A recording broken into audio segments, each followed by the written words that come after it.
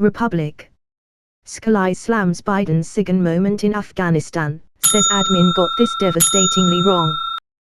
The congressman appeared on CBS amid reports the Taliban had seized Kabul.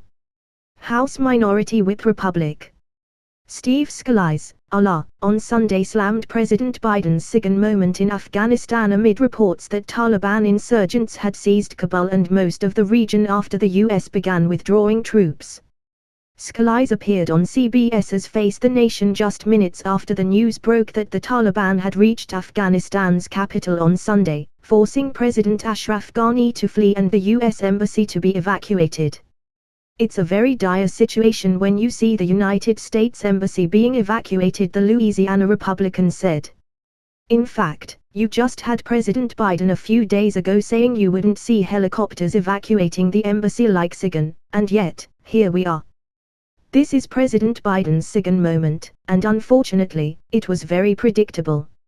It seems like many in President Biden's intelligence community got this devastatingly wrong, and I think a lot of questions will be asked later about why just weeks ago they were saying something completely different than what we're seeing on the ground today in Afghanistan," he said. Scalise slammed the Biden administration's attempts to blame former President Donald Trump for setting the May 1 troop withdrawal date. In a statement Saturday, Biden said Trump left the Taliban in the strongest position militarily since 2001 and that he was forced to choose between sending more troops or pulling out. Secretary of State Antony Blinken echoed that sentiment on CNN Sunday morning, saying that had thousands of U.S. troops remained in Afghanistan past the deadline, then attacks would have resumed on our forces and we would have been back at war with the Taliban. Scalise accused the administration of a lot of finger-pointing and blaming and little ownership for the rapidly deteriorating situation in Afghanistan.